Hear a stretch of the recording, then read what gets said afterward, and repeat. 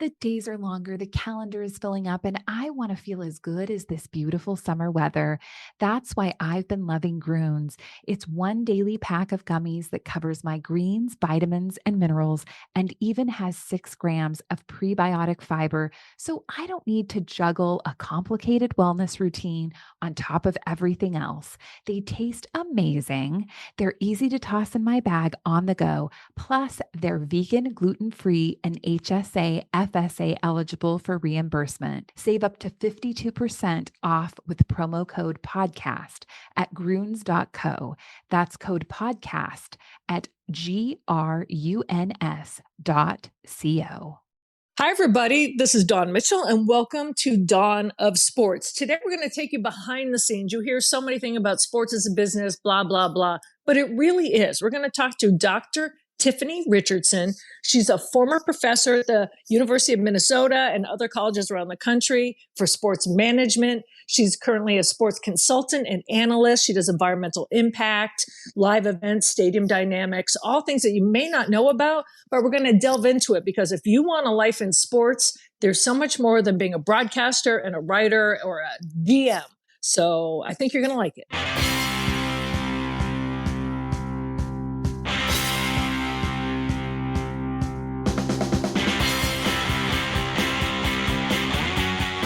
Yes, this is Dawn of Sports, starring Dawn Mitchell from Fox 9. We're going to actually mention Fox 9 a little bit later in the show in regards to the Minnesota Aurora, a local team we highlight all the time. We talk about all the sports here, but we definitely highlight women's sports whenever possible. And this is a great week to do that because I was out at the World Cup cross-country skiing last weekend, and Jessie Diggins. Listen, a lot of people get credit, World Cup, for bringing it here, the Loppet Foundation, Stifel. There are a lot of people who get credit for that being a great event. But it all began with Jessie Diggins wanting to have a World Cup race in her hometown. First time World Cup races had been in the United States since 2001. Ends up leading to the first American man victory in a World Cup race since 1983. I mean, amazing things happened this weekend. And it all came down to Jessie Diggins wanting it to happen, putting it together, bringing the World Cup to a Minneapolis public park, and then Jessie coming from behind to get on the podium on Sunday. Great moment. You know, Jim, just you recapping that gave me chills all over again. You know, she is such an infectiously happy, kind person that it almost, flies in the face of the fact that she's so steely determined and, disciplined. You're like, wow, she's like the kindest, nicest person you've ever met. And just to see her beaming, like there's a feeling like this will never happen again. Like the feeling that she did that. And can we say in like the warmest winter in the history of Minnesota, to pull it off was nothing short of a miracle. It is a Hollywood script. It was so fantastic that I didn't think, I'm like, oh no, the conditions are going to be horrible. They're going to have to scrap the event. Oh no, the staff worked their butts off. But just to see Jessie, I interviewed her years ago when her book came out. And she could not have been a nicer person. I usually give away a lot of the bobblehead dolls that you get. People will know the bobbleheads of various athletes. I kept the Jessie Diggins one. I love her little bobblehead. I love her in person. I love her in bobblehead form. But she is just such an inspiration. And to bring it here, like you said, to a public course, Theo Worth, is nothing short of miraculous. But that's what she does in her sport. Just unbelievable. Yeah. And you and I have both covered other winter athletes from Minnesota who've, listen, ski racing is a European sport. That's where it's held. It's hard to watch. I've covered other prominent athletes in winter sports who really, they don't really care to be ambassadors for the sport. And they're not required to be. But she took it upon herself to be an ambassador for her entire sport, to be an ambassador for Minnesota, for the Twin Cities. And this was the ultimate culmination of all of her efforts over the year and her greatness over the years. No, amazing. I mean, Lindsey Vonn, just incredible Minnesota female athletes. And I am not a skier. I can just say that right now. So I don't know if this is true, but somebody said sometimes the best skiers are from Minnesota, and people think it's because of the winter. Yes, but it's about the type of winter they have, that they're better on the edge. So if anyone knows if that's correct or not, but that's what someone had told me recently. I'm like, ooh, I don't really know what that means. I know like an edge of your skate when you're skating, but I think for skiing is something magnificent as well. But I was just so happy to see that Jessie Diggins smile as she came across for a victory. She also kind of collapsed. She had to push so hard at the end. She collapsed at the end, and she almost looked like she was collapsing on the side before she did interviews. She sold out to get on the podium. It would have been a great event. If she had finished fourth, no big deal. Still would have been a great event, great story. But man, it just highlighted it that she could be on that podium as they were celebrating. It was awesome stuff. And I love it for her too, just for her personally. What a little memory for her.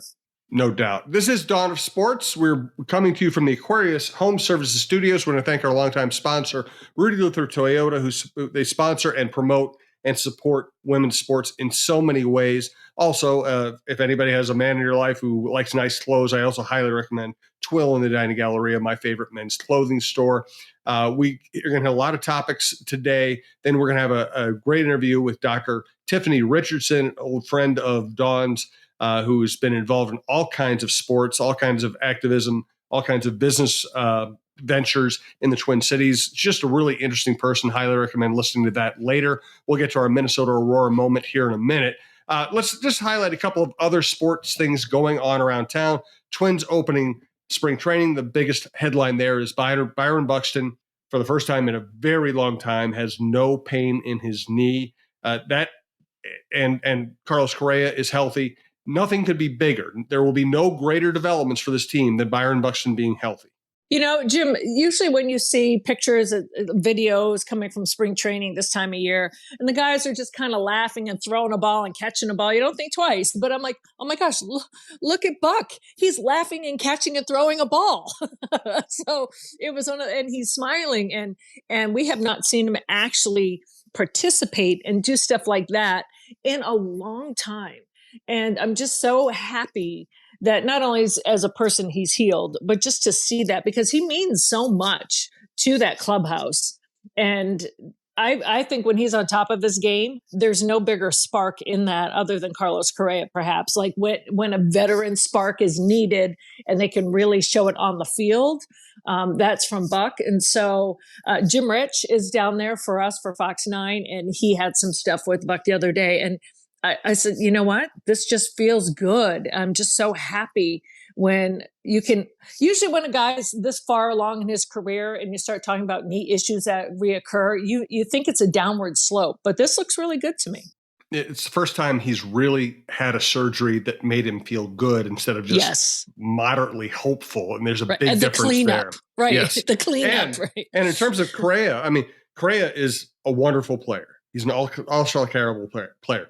Buxton's high end is much higher than Correa's high end. He can be one of the best players, one of the handful of best players in the game if he's ever healthy again. At least there's a chance now. Now let's segue to another great development.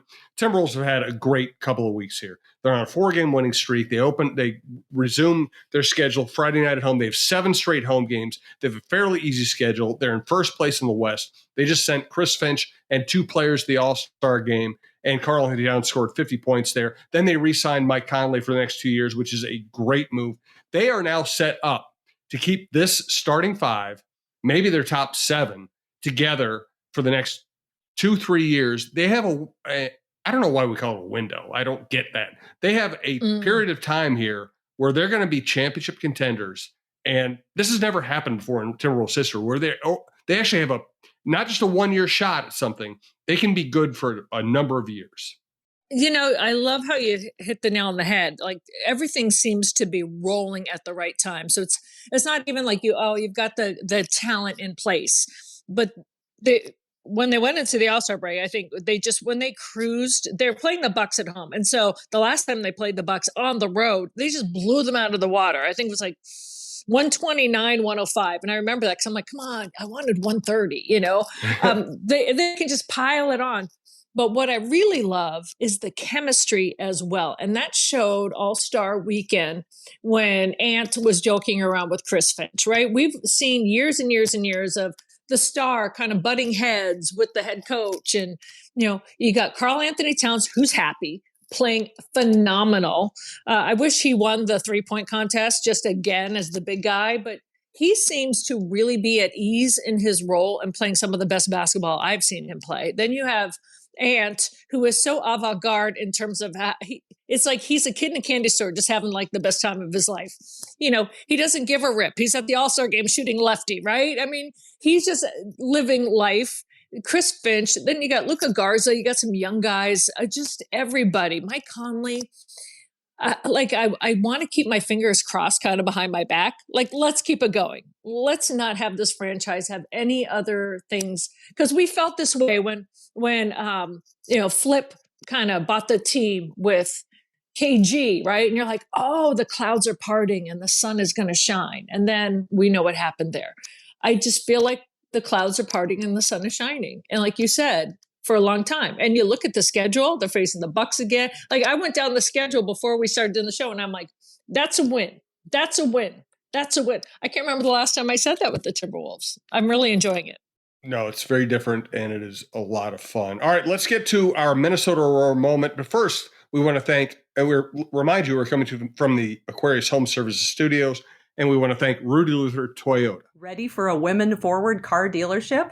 Rudy Luther Toyota empowers their many women on staff in sales, management, and service. Whether you are looking for a new Toyota or pre-owned vehicle, Rudy Luther Toyota has something for everyone. Every vehicle comes with a Luther Advantage. 10 cents off fuel and car wash discounts at holiday stations, Luther Advantage warranty, and 5-day return policy on pre-owned vehicles. Located just 5 minutes west of downtown Minneapolis, off 394 and General Mills Boulevard. And they're also hiring. Want to join the team but don't know where to start? Visit rudyluthertoyota.com today. Hey everyone, it's John Krasinski from The Athletic, and on this podcast network, we have the John Krasinski Show, we have the Viking Update Show, talking Timberwolves and Vikings all the time, and some really fun adventures ready for this summer, including partnering with Defined Destinations on a wonderful trip to Spain from August 22nd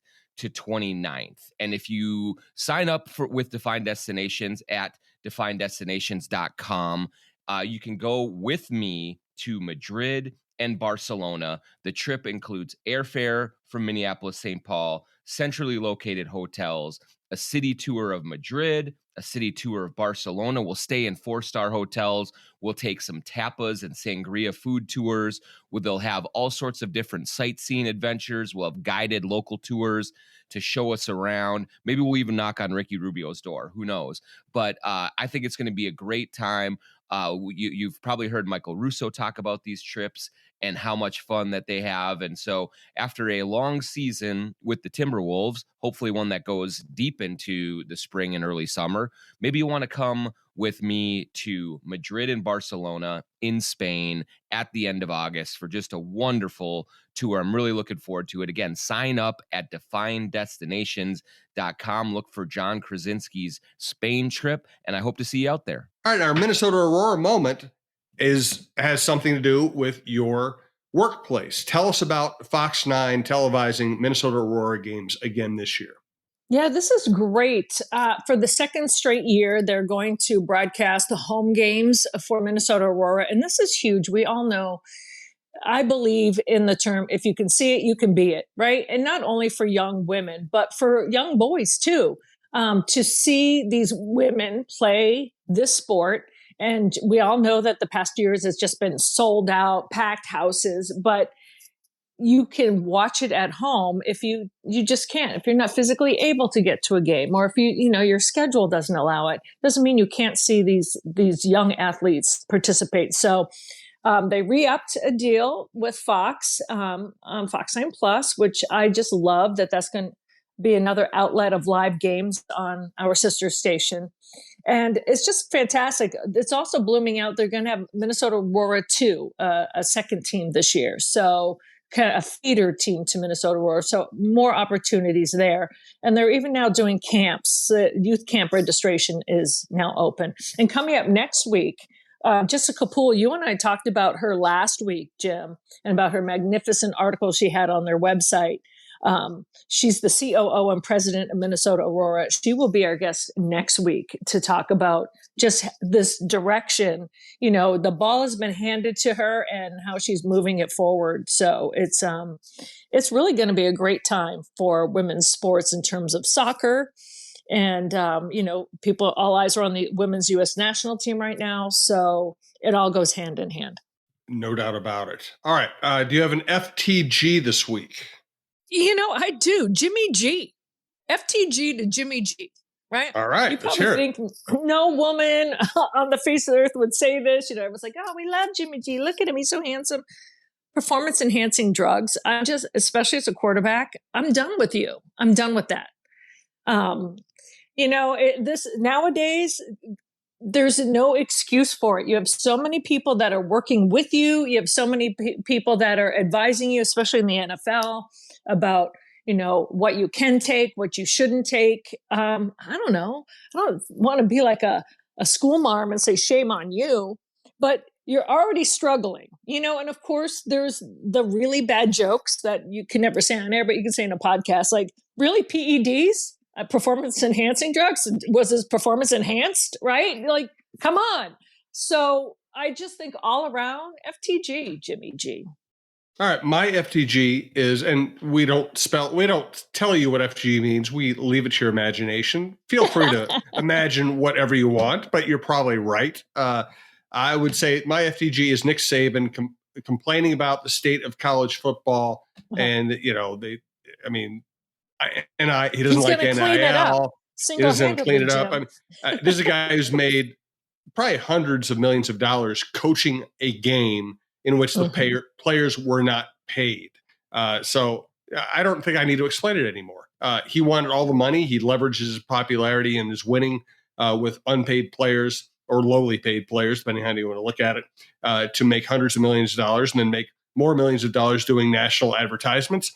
This is what I hate about it. Not all college coaches take this view, but I do hate college coaches who do take this view. So FTG, Nick Saban. Well, and I also want to give a good shout out. This is kind of like a personal humble brag, if I can take a couple of moments. So one of my best friends, so her kids are like my kids. So I kind of do this auntie alert. I'm just letting you know, Pat Spencer. And I don't know if you remember him. Pat Spencer was the number one lacrosse player in the country who won the Torrington Award. And I always mess up how to say that. But then he also went number one overall in the lacrosse draft. And he said, my dream is to play D1 basketball. I'm a better basketball player. And a lot of people are like, really? What? And he was. He went to Northwestern as a grad, played there, ended up playing in Europe. And now he's with the G League team for the Warriors out in Santa Cruz. Well, yesterday got his first two-way contract with the Golden State Warriors. So it is not out of the realm for him to be throwing passes to Steph Curry. So he played lacrosse at Loyola, the all-time NCAA leader in assists there. And everybody is saying, you should go back to lacrosse. You can make so much money, but the NBA is his dream. And, so after spending 3 years in Germany and then playing in the G League yesterday, he got his two-way contract with the Warriors. So a not so humble brag. So that's Pat Spencer. Look for him if you guys are Golden State Warrior fans. His brother right now is the starting point guard for UConn, Cam Spencer. I was just out there in New York when UConn beat St. John's. We were there on the Auntie Brigade. All of us got together. So I lived through my friends' kids. Okay, Jim, just so you know, athletically, I am that person, like, woohoo. So I don't have kids of my own, so I'll do the humble brag that way. That's great stuff. That's a great stuff. And now we will segue into this week's interview with Dr. Tiffany Richardson. Very lively conversation, I know, because we've already recorded it. Here it is, Dawn and Tiffany Richardson.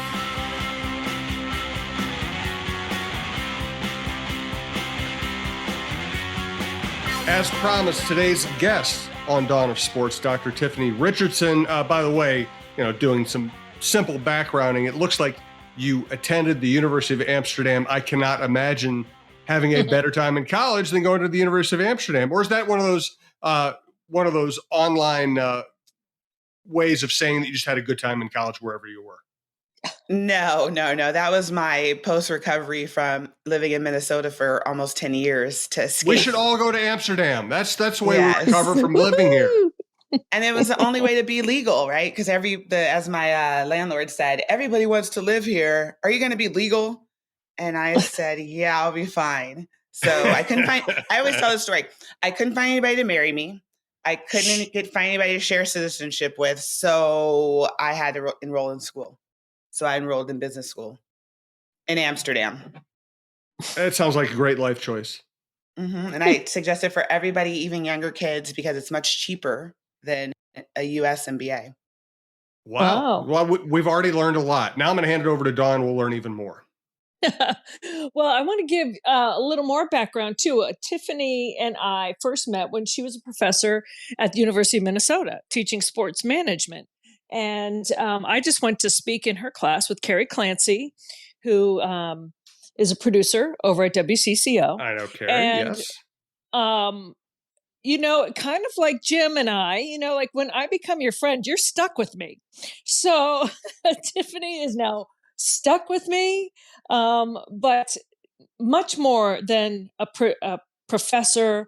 She is a sports consultant and analyst. She does anything from live events, stadium dynamics, environmental impact. She's worked with the Major League Baseball, NBA, NFL, X Games, currently working at Smartsheet as well. I don't know when she finds the time. Thanks for waking up early with us, Tiffany.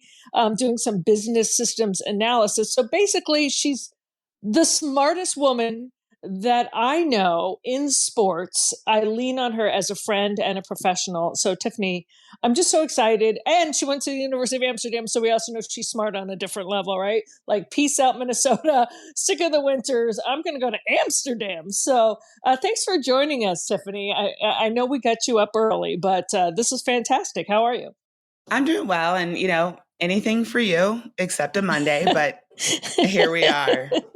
And thanks for all the kind words. I appreciate them. It's true. What made you get into it's such a specified area. When people say sports management, all they do is think of, she's like wants to be a CEO or an owner of a team.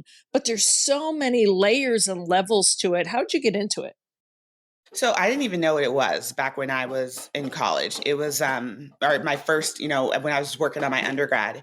And so my sport love, I think, came from I had an aunt who played in the volleyball in the '84 Olympics. And they won the silver medal. They lost to China. It was in LA. And I was very young and didn't understand.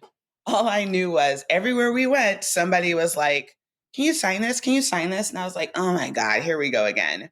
Or if I was at school, the teachers would say, is your aunt home? Is she home? I'm like, I don't know. You know where I live? Go ask her. And they would want me to carry these boxes of things home for her to sign. But to me, she was just my aunt. She was Flory, right? And super tall. I used to have to duck through the door jams inside the house. And, so one day she's home and I'm like, okay, she's home. I get home from school and she's like, what are you doing? I'm like, I don't know. And then she said, come on, let's go. And I was like, yeah, no, I don't want to go. And she goes, get in the car. And so we ended up going to they were doing the rehearsals for the opening ceremonies at the Coliseum. And so that is where we went. And I remember I was holding a ball or something and Carl Lewis and I were tossing this volleyball around, but I didn't know. Again, I was 6, right? So, so that was my entree into, the love of sport. Cause unfortunately she passed away in 1986. She was involved in Japan playing volleyball, on a circuit. Cause we didn't have one here. And, she wasn't feeling good. So they took her out and then they started to lose. So she went back in and then she collapsed on the court. And so Oh, she passed no. away. And what they found out, and this is where it's so remarkable in how she's contributing to sports as we know it right now, is she had a genetic condition called Marfan syndrome. Mm. And so now, and think about it, an elite athlete with but the best care of what the 80s could offer. And they didn't know. And she had all the signs, like she was tall and lanky and whatnot. And so immediately after that, they tested everybody in my family, and my uncle had it, my mom didn't, and so they rushed him into surgery. And now it's a something that they test for ongoing for kids that are exhibiting these symptoms, so they can, the consequences, they don't let them play sports anymore. And I know this is a long story, but I just want to tell one more piece to it. So then I end up majoring in athletic training because I wanted to be a trainer, and I worked in a physical therapy clinic, but I was really bad at chemistry. So I'm not that smart. So I had to switch. Right. And so my friend JT Klingemeyer was like, hey, I just did my graduate degree in sport management. You should do that. And I was like, okay. But so fast forward, I did that. I go on, I'm in Illinois working on my PhD. And a friend of mine in all the classes that we're in, he's tall, he's lanky. And I was like, why don't you play basketball? He goes, oh, I can't. He goes, when I was in 8th grade, I got tested for this genetic condition and I have Marfan syndrome. And so Wow. he was like one of my best friends throughout the whole, and unfortunately he passed away while I was in Mm. Minnesota. So yeah, so but there were good things out of that. She has allowed people to find out that they have this so they don't have to have a tragic ending the way she did. Jeremy had several surgeries, and then I think it was his last one that kind of didn't kind of click. But so yeah, so that's how I got into it, and that's where then I was like, all right, let's go with this thing. Along with that, maybe she was my inspiration, but there were Right. other people who were my, my, as Jamie Spencer would say, my sphere of influence, my cheerleaders that kept Mm-hmm. nudging and pushing me. And I'm like you, I'm like a leech. You meet me, I like you, I'm not going anywhere. Well, Jim, I was going to say, I like how she humbly said, well, when I was in Illinois and I got my PhD, but I'm not smart.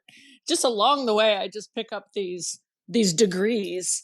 But I love the personal side of it, Tiffany, because not only did you learn about sport and have your eyes open, but that these elite athletes are not infallible when it comes to health, and that, like you said, how far behind you can have the best care in the world, and you don't know until you know. um, so her legacy is testing for that. So that is, it's kind of a harsh lesson for you to also learn hand in hand with it, but kind of, maybe something to open your eyes to the realities of the other spokes that come out of sports. Yeah, absolutely. And and I probably tell that story maybe a handful of times a year, but at the end of that story, it always makes me smile because Mhm. even though she was 31, she had accomplished so much and she was such a star and everybody loved her. And then she did contribute to where we are now, and that's important. Right. And Oh, she knows that that's important. So yeah, yeah. But oh, by the way, I don't just go to school. So I was also fortunate enough to, before I realized before, when you go back to school, this is how it was for me. It just meant I wasn't ready to adult. And every time I could go back to school, then I could just kind of like, not adult. But in between each of those processes, they were never all back to back. So I did have a chance to work for the Angels and the Ducks. The Clippers were my first entry into sports, which was I was an intern in the communications area, and I did that for a season, and then I ended up working for the Ducks. They were mighty at that time. They're no longer Mhm. mighty. They're just Anaheim Ducks. And so we had some firsts there, right? So I was a part of that. I was working in operations, and it was the first year they went to the Stanley Cup, and they lost in Game 7 to the Devils. And unique about that is I kind of look back because in the beginning of that season, we would stand in the vomitory and we'd look at the crowd and be like, oh my God, the drop is like Mm. 6,600 right now. And that same team ended up going to the playoffs and making it to the cup and taking it to game 7. One of my roles was to make sure that if the Devils won on our ice, I had to make sure that the cup could get down that little strip of red carpet and its handler and all these other things so that they could have the ceremony. And then I worked for the Angels in that same year, and we won the World Series. So, so I come from a place of actively like not only learning via textbook, but also, being in the trenches of it. And so, so I've done some things here and there. The interesting thing too is when you later went on to teach, you have this vast background of not only the sports but the organizations, and not only on the team level but on the broader spectrum of maybe the entire NHL. When I try to talk to people, it's like, they're all run so differently. There's no reason why you should ever doubt why the NFL is successful. Look at their business dealings, that kind of thing. And you can say what you want. The NHL has come a long way, but from being behind a long way. I used to say they're the most disorganized organization ever, and now they've come such a long way that it is impressive. How much did you learn too by jumping from one sport to the other from behind the scenes with, oh, well, that's not how the NHL does it, but I kind of like this too. Well, what was a life-changing path choosing moment in my life was the impending lockout that year after the series. So there was rumors about it around the office, the water cooler talk, like we knew a lockout was coming. So, you had to think ahead. What am I going to do with my job? Because I worked in operations, and at the time Disney owned us under the umbrella of Anaheim Sports Inc. So yes. The teams had just split their marketing departments and their comms departments and their sales departments. So they were no longer doing both. They each had their own teams. But my department, we kept our responsibilities for both teams. And so I had to interact with all of them, the marketing people, the comms people, the PR, the same thing, to get what I needed to get people in the building to understand what we were doing with doors and things like that. So when you're milling around, and I remember this succinctly because I was out standing outside right before one of the playoffs games, and the vice president or the assistant GM or somebody walks up to me, and it wasn't Tony Tavares. And he says, I hear you're leaving. And I said, yeah, life choices. And then he said, can't you wait it out? And I said, no. I said, I have student loans that they're going to come clawing back for. I'm going to be in the mailroom. Nothing wrong with the mailroom for the next year. Who knows how long this thing could go. And unfortunately, I don't have that kind of time. And he said, I'll have something for you if you wait. And I didn't even work for him, right? Like, he just knew me from milling around the building, yelling at Michael Eisner's kid. And so I was just like, nah, dude, I can't do it. I can't wait. But let's get through this game right now so we could take this cup home. He goes, well, which finger are you going to put the ring on? And I'm like, God, let's hope I have to make that choice. So you see distinct things, how I know how the temperature feels inside that organization when there's something big about to happen that, maybe it's still in the rumor mill, but it may absolutely be advanced a little. I knew that the Ducks were for sale at the time. No, I'm sorry. They weren't for sale yet. The Angels were for sale, and they had just gotten purchased by Arturo Moreno. So there was lots going on. And then I made that choice that I had to leave. And so I went and took a job with like Fox Sports Grill. It was like akin to an ESPN zone. So though, who knows, the person who stayed, who I love, his name's Jason, and he is now the general manager of Arctic, which is something around Orange County that has to do with Sam Welly and all these other things. But I just didn't think I had that kind of time. So I had to keep going. So that trajectory led me to Champaign, Illinois. What a shot to Champaign, Illinois, Ooh, right? Yeah, right. From Orange County. Yeah. Mm-hmm. Hey, Champaign is one of the nicest cities in the Champaign-Urbana area. along with those 4 super Walmarts that they have. They have the best Walmarts. They really do. 4, you can just cross the street and get to another one. I had to spend some time in Champaign when the Bears were tweaking the Soldier Field, which is not going to be defunct. But so we had to drive all the way down from Chicago to do all the Bears games down in Champaign, Illinois. And I think I'd only been there once. This is going back a ways when Bill Self was coaching the basketball team. I think that's the reason why I went down, because the team was doing so well. And I remember looking around because I'm thinking a name like Champaign, Illinois, right? I mean, it's not going to be like Chicago, but it's got to be something. Oh, it was something. It was something. I was like, it's the beer of Champaign. I mean, listen, not dissing it. I have friends that live there, but listen, it was great to me. It is the reason why people have to call me doctor. But at the same time, coming from California to Champaign, I used to call it a one cow town. And it is so when the students leave, that it's just townies, right? Population 1,200. Right. But when the students come back, all of a sudden this injection of 50,000 crazies get in there. Great experience. I learned a lot that people, my friends were like, you'll go to Chicago all the time. I'm like, no, I won't. Why am I going to drive 3.5 hours to go? No, I won't. And I didn't. So it was still, I have some of my best friends that I still talk to and love from my time in Chambana. Hey, so let me ask you this. Before I want to talk about some of the students that you've had and how you've helped them actually get into, there's so many different aspects to sports. So if there's any like kids in college that are listening to the podcast, or it's not just you have to be a writer or a sportscaster or do podcasts. There's so many other jobs.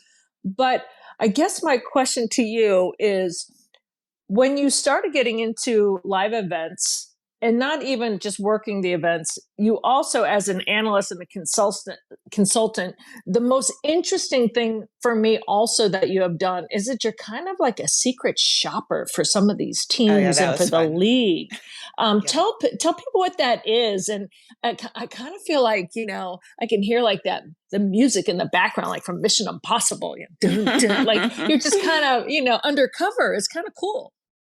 So I have to give it to, so when I moved here in 2009, I would say that bridge from the University of Minnesota's sport program to all the fantastic teams that existed here, nobody crossed it. Okay. And so when nobody crosses that bridge, it becomes one-sided where people are just invited to come and speak. Well, if you know me, I take a different approach to that, because not everybody wants to go on to grad school and write papers. They need experience to build that resume, even if it is just volunteering or, showing up to do giveaways or something. It's showing that you can, heed the call, that you can take instruction, that it's something to talk about too, right? When you go on those real interviews. So I was lucky enough to meet Chris Wright while he was at the Wolves, and they weren't doing as well as they're doing right now. And so I effectively like to say that he handed me the keys to the kingdom. So I was able to implement some programs like the Job Shadow program. So because all these kids on the first day, I'll say, what do you want to do? They're like, I want to work for the Twins. I'm going to be a GM of the Twins. And I'm like, well, Dave St. Peter ain't leaving. Right. So, or I'll say, are you ready to move to Iowa? Or nothing wrong with Iowa. Illinois. People do not write letters to Dawn about being in Iowa. Iowa's great. But are you ready to move? Yeah. Are you ready to move and do things in order to then realize what that is? Right. So we did the job shadowing and we put them with the next person who they'd likely be with, maybe an intern or an entry-level person. But what I got to do is bring them in dressed business for work, to understand that your day doesn't end at 5. And it doesn't start at 5. It actually started at 8:30.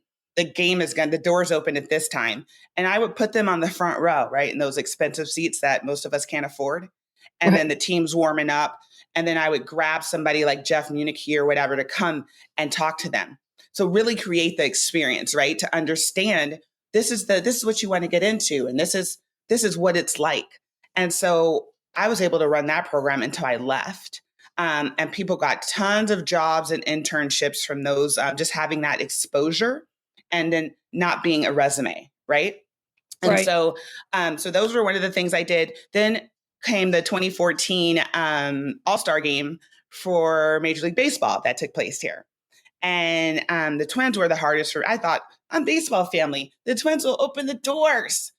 Not so much, but it worked after lots of volunteering at Twins Fest and telling them. And I would tell all these teams, I'm like, stop recruiting for volunteers. I have an army that's just ready to work, right? And so I would send 80 or 90 people to volunteer at Twins Fest. And we're sitting there, and Dave Horsman he walked up to me one day and said, what are you doing this summer? And I'm like, I don't know what I'm doing tomorrow. All I know is I'm cold and I'm tired. And then he goes, okay, great. So you're going to run this thing called the Green Team for the game this summer. And I was like, really? And I go, I didn't say yes. And then he picks up the phone. He calls his contact at MLB, Paul Hanlon, and says, okay, we got this last part covered. Tiffany's going to do it. She works at the U. And then Paul's like, great. I'll see her when I start to come to town every month for meetings. And I was like, what did you just do? I'm so tired. I can't even, I don't even realize it. So fast forward, I was able to make that a class. And so hustling to make that a class gave me people can just show up, you can volunteer, but then you can go get lost in the crowd, right? Because there's 100,000 other people there. And so I made it a class, which held them responsible to getting a grade. And so that gave a lot of people their first insight into what is sustainability when it comes to sports.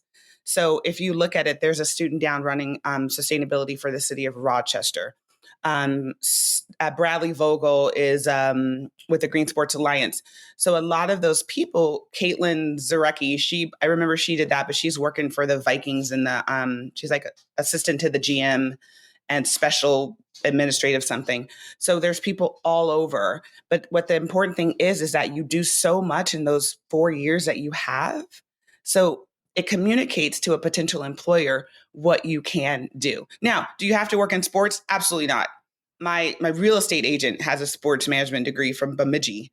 A lot of people go in, they use this platform to go into medical sales. They use the platform to go into pharmaceuticals. So and I always told them, I don't care what you do, just graduate.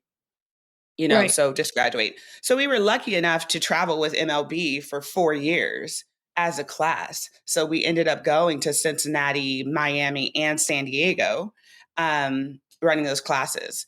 And then I'm going to get to the last part of your question in just a sec. But I just want to say one more thing about China. So not lots of kids want to go to China as their their vacation spot, right? So I was approached by my boss, Lily G, and he said, hey, you're going to go to China this summer. And I was like, no, I'm not. And he was like, what? I'm like, no, I'm not. He's like, why? I go, I don't know. I just don't want to. And then he's like, okay, well, you're going. Forget I asked. You're going. So I end up. Forget I asked. I'm telling. Yeah. So I end up hustling a bunch of kids again and convincing them that the best thing that they wanted to do that summer was spend time in China. And most of them were like, no, I don't. And I said, yeah, you do. Because it's so easy to go to London, right? It's so easy to go to places where they speak English and you're going to be comfortable. I'm challenging you to be uncomfortable. And so the class we went. It was fantastic. I fell in love and I kept it cheap. So it was around $2,500, travels, hotel, lodging, everything. Good Lord. And that was important too. You have to keep it affordable. And so I did that. We went 9 times and I never had to advertise for that class once. And kids, and I said, and I had to, what I did was I positioned it well, right? I said, lots of companies and people are doing business in China. So when you can say as a part of your resume is like, yes, I've been there. I was only there for 2 or 3 weeks. However, I'm ready to go back and I'm not nervous about it. So whatever business you're doing there, I will always volunteer. Right. Wow. So those were the stories that you want to put out and why it's on there and why you did it and so on and so forth. So what was the last part of that question as I went in a tangent about? Oh, no, that last part was when you're the secret shopper for these teams. I learned so much from you about that. So that started with my friend JT Klingemeyer, who I mentioned before. We were both from Orange County, and I used to work for his dad at this thing called the Sawdust Festival when I was probably like 18. And so fast forward, JT trying to do his thing in sports and security ends up with a company called Prevent Advisors. And they do red team. It's called red teaming. And so they do red teams for all over the world, the country, and for lots of teams. And so he was trying to get in with baseball. And because of my interactions with my green team role, I was able to help introduce him to the baseball people that made those decisions. And so anytime he needed somebody, he would call me. So I spent a lot of time in Philadelphia hitting the Phillies, a lot of time in St. Louis hitting the Blues. I couldn't do Minnesota because Dave said, Tiffany, all my staff will just open the door for you because they love you so much and they won't even care what you want or why you're here or ask for a credential because Which they've is just true. seen you around here. And I was like, fine, take money out of my pocket. So what we would do, is we want to, the goal is always to make a lot of this for his group was teams want to be, Safety Act certified. And Safety Act certified means that you've done everything imaginable to prepare yourself if something does happen. And if something does happen, you have this certification that you can lean on that says, yes, I got certified through Homeland Security, and these are the things that we did to identify and recognize. So I had to we had to sneak in, open a lot of doors that shouldn't be opened, photograph it, and just kind of make sure that, I could tell then whoever was my contact there, I could have shut this whole game down by just pulling all these cords in this this room I was in, or I got in with a weapon, or nobody checked my bag. I was just waved through. So that was great. And then so that led into me doing some form of that for the Minnesota Timberwolves because they were really working on their guest experience program and because the team wasn't winning. And when you don't win, what else can you offer your guests to keep them coming? And so we were able to work through a lot of things about concessions and also motivating part-timers and recognition. So if you've been to a game and you see them call the part-timers down to the court and they give them like a jersey now, I think is what it is. That's my program. And I tell Jeff Munich all the time that I want my royalties because they were giving them they were experimenting with all kinds of different things like these colorful bands and all this stuff. And I was like, what is the one thing people want when they come here that they aren't able to get? They want to go on the court, especially if they're working at the very top of the arena, right? They want to be down there. And so now that has been going on for several years and it's had an evolution process, but it's fantastic because now those part-timers who take a lot of abuse from unruly fans about nonsense most of the time, they have they know they can handle it and they wait to get their, this is why we appreciate you. Right. And so, so I did that for them for a long time. I did the Vikings, I think only once when they first moved in, but that was more about wayfinding. And, they used to have terrible wayfinding when that building opened. It was terrible. But so it's been a great ride. And now my consulting consists of economic impact studies for lots of large events. So I have, we did X Games for a long time, but COVID shut us down for that last year. And then ESPN sold them, right? If correct me if I'm wrong. So we're not involved in X Games anymore. But we do have, and this, I'm saying this for a reason. If anybody's going to the Big Ten men's or women's basketball championships that are here in the cities, please fill out my survey. So because we just really want to keep these events coming to town. And there's a survey that they're handing out? Like explain that a little bit more. So no, actually I'm going to do it digitally and you are going to get it if you have a ticket or if you visit one of our events, there's either going to be a QR code or you'll see me in the flesh and not just hear my voice because I'll be walking around. It'll be digital so that we don't want to inconvenience anybody. They could do it from their phones or from their computer. Just to talk about, why they came, who they're affiliated with, what they spent. Because what we're trying to look at, and it's anonymous, you don't have to put a name or an email to this. And we're just trying to tell we're just trying to tell the story about how these events are important. And it gives families something to do, something to look forward to, something to put on their calendar. And so then we want to take all this data and then present it to the powers that be. So we'll be sticking around for both championship tournaments and the USA Gymnastics in June as well. So again, so if you have any, if you're there and you're like, ooh, I recognize that voice because I talk really loud, come talk to me and we'll get you all signed up. But we don't want to be invasive, and it's really for the good of the community, and in fact, the entire state, because Minnesota Sports and Events, the sports commissions that we have here that is recently new, they're trying to make sure that we have something to do from the top of the state up to Moorhead and Bemidji to St. Cloud to Rochester and to, Mankato. And I'm sure I didn't say those in the way that I meant to, north to south. That it's not just about St. Paul, Minnesota, that we bring, ancillary events that are a part of the big events up to those communities. But we need to know who you are in order to do that. Yeah, they Wendy and everyone over there, they've been doing amazing work to kind of bring awareness. And I love this podcast today with you because people don't really know the business behind a lot of these things that go on. They don't realize that the Vikings will hire, someone like you to make their experience better. The Timberwolves, like they care about the events that they put on. And people always say, oh, it's the business of sports. It's more than just contracts for the athletes. It's getting these teams running on so many different levels. Yeah, I mean, I can't tell you any part of my career that ever touched uniform personnel. Right. And by uniform personnel, we mean the actual players who make money.